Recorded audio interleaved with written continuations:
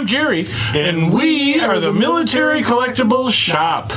So, it's been a busy couple weeks for us. It's going to be a busy couple more weeks for us as we're still gearing up for the show of shows.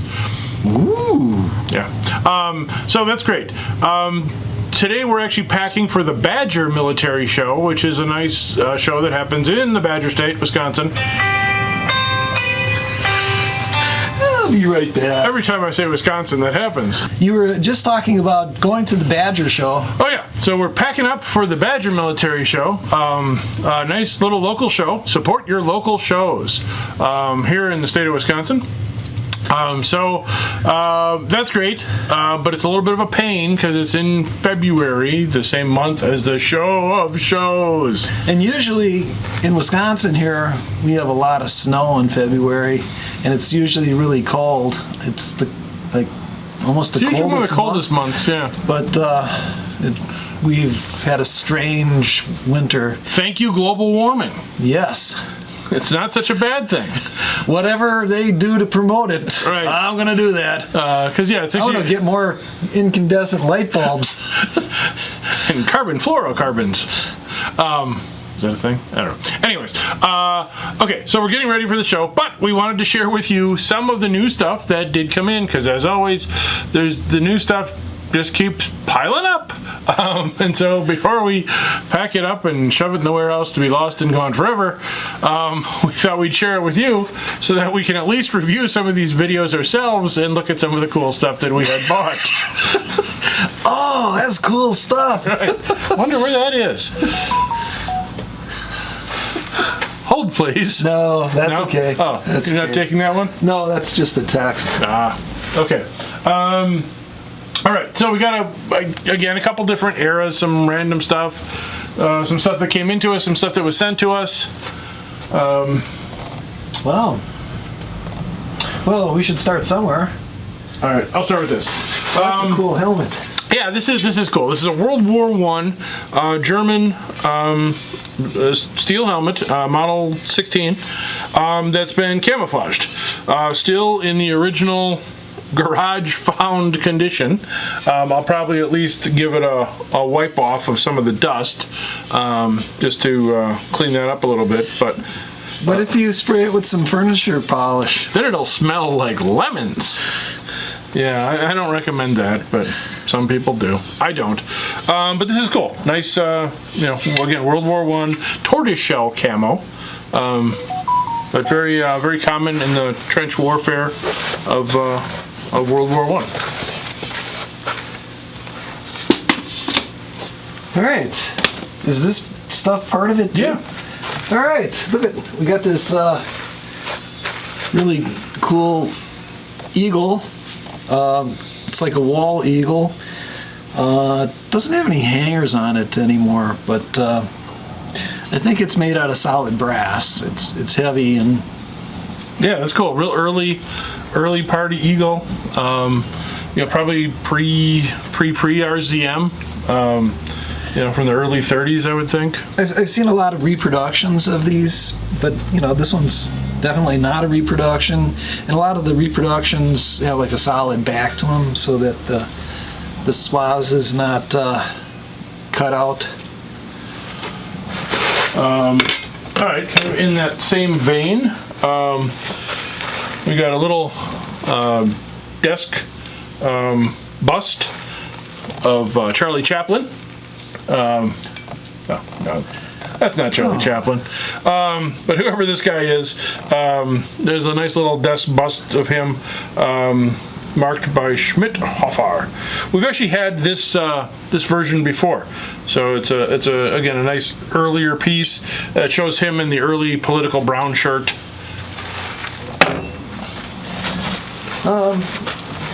Well, we have a couple of M8 flare pistols. One is parkerized and one is like a black shiny finish. And always check to see if they're loaded.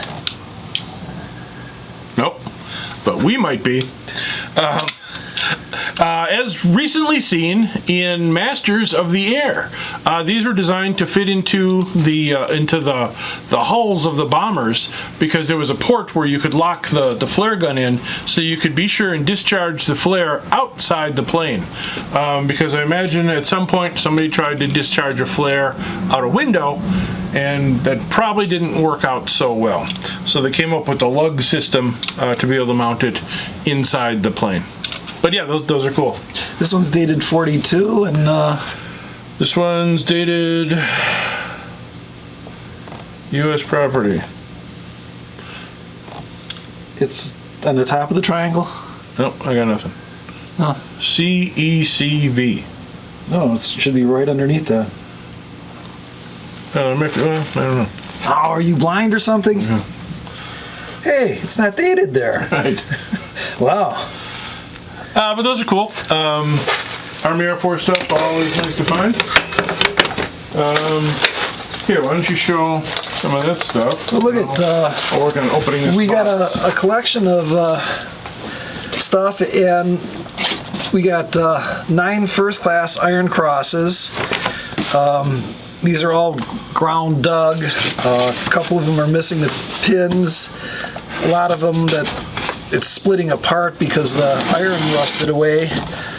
The manufacturer of this, the plant was in East Germany, I think, and so, you know, in the very beginning, the plant moved to further to West Germany, and so later on, the people with metal detectors went and found a bunch of Iron Crosses there, and actually, the ground dug version of these is more common than the ones in good condition. There's a few other pieces that we got here are like War Merit Crosses that somebody harvested the rings off of. You know, so they're certainly not first class ones. And there was a decent second class Iron Cross and an Ost medal missing the ring and the loop off the top. But interesting stuff. You know, I'm sure somebody would like it. Yeah, I kind of like being able to see how an Iron Cross is actually made because they're kind of sandwiched together. You know, so it's kind of neat for people to see because it's one of the ways to tell a real one from a fake one. Is the fake ones are usually, well, a lot of times cast as one piece. So this really gives you an idea of the seam and everything and the iron center of the Iron Crosses. Plus, in there, there was also a couple. I believe these are little Czech Nazi Party pins for all those turncoat Czechs. I just got in, freshly unwrapped, World War II German fire police helmet. And this one's cool because it still has the aluminum comb. It's in pretty good condition. It's got the chin strap. It's missing the neck flap, as a lot of them are, the leather neck flap. But again, it still has the comb, which is kind of unusual to find. So the decals are nice. So decent civil helmet. You know, these used to be kind of down at the bottom of the helmet collecting spectrum, and but people kind of appreciate them now for what they are. That's all that was in that box? Yep. One helmet. We got a book written by Charlie Chaplin again. Mein Kampf ist your Kampf. Dedicated to somebody, something. Oh, dedicated to somebody. But it's got the dust jacket, you know, early book. Oh, look at, we got a belt buckle, German World War II steel belt buckle with the leather tab.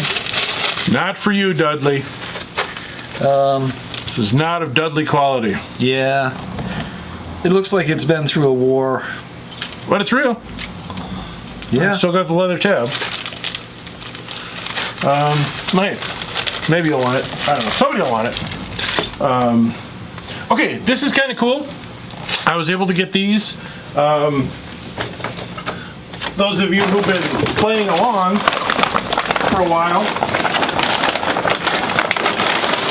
and watching our videos. Cool.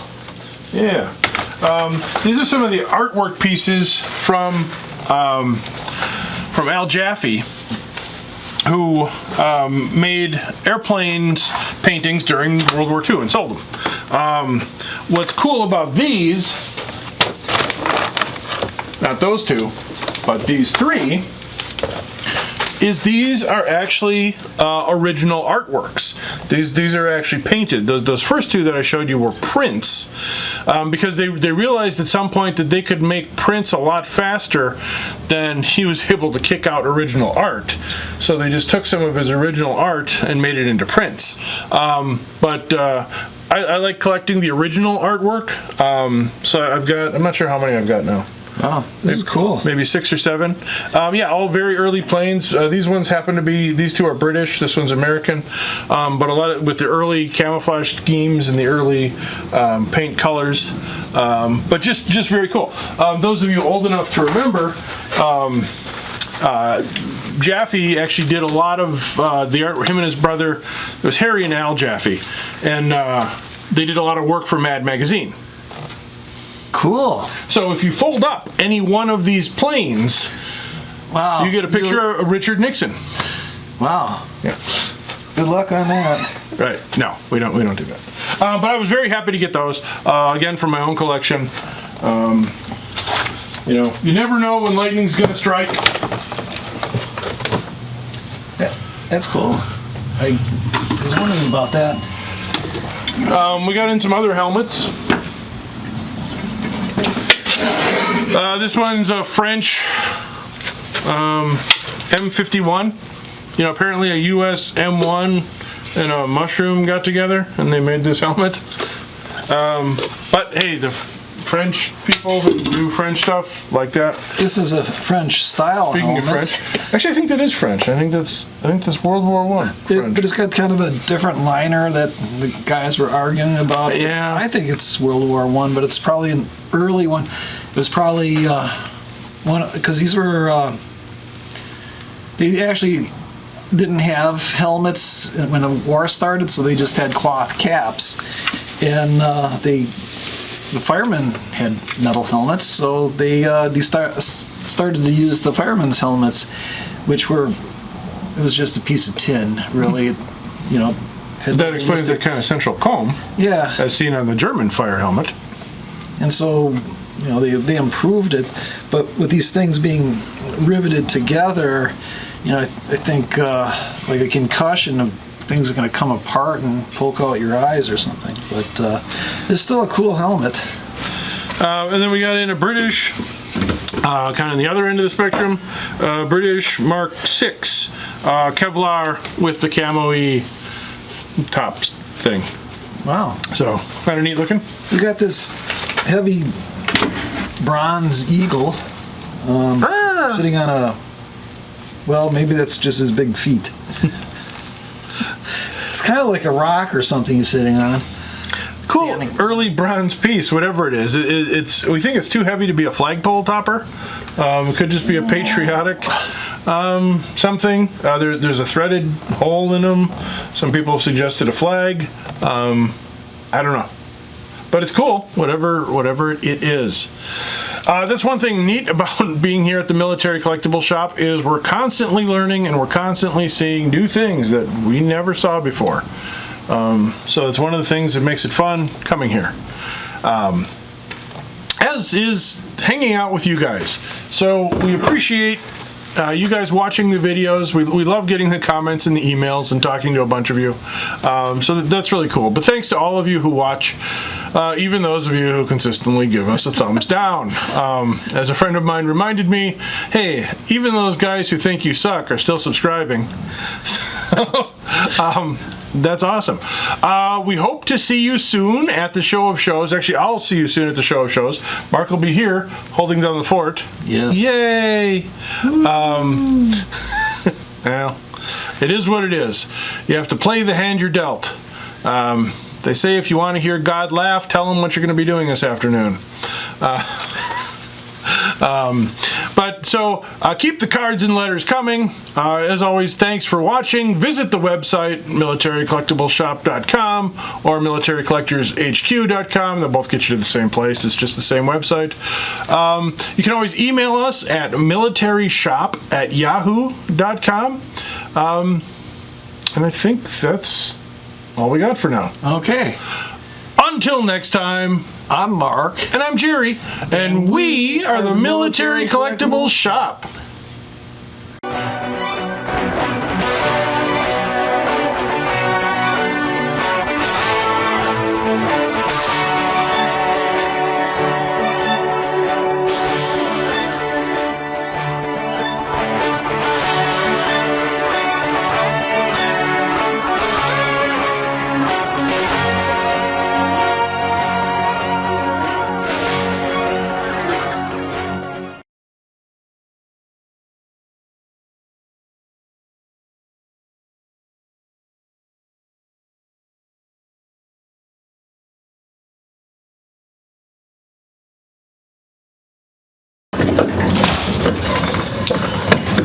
Be with you in a second.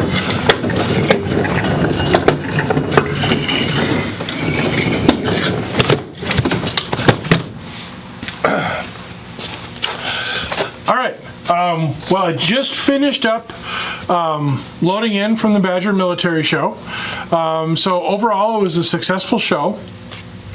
A lot of, it was very steady. It wasn't a big rush of people, but it was a very steady crowd throughout the entire 2 days. So that was awesome to see. Got to see a lot of familiar faces. So thanks all of you who stopped by and said hi. Always appreciate that. So got to meet up with an old buddy of mine. So it was really great to see Scott again. Haven't seen him around in a while. So yeah, the shows are a great place to connect with people and to communicate and just talk and just say hi, catch up. You know, a lot of these people we might not see again until the next show, you know, same time next year kind of thing. But still, having that connection with people and having other collectors know the kind of stuff that you look for and you look for stuff for other collectors, you know, it really makes collecting is really a social hobby at heart. You know, so it's always great to go to shows and engage with other people. So I highly recommend that. But I just wanted to share with you some of the stuff that I actually found at the show.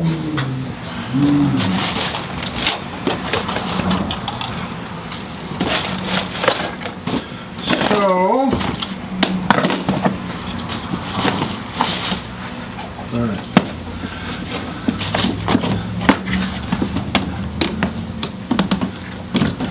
It seems like such a small little pile now. But I was able to get some armbands. I got some German armbands, a German Red Cross, a German Army recruiter armband. Kind of neat. These are woven. A decent party armband. A Hitler Youth armband.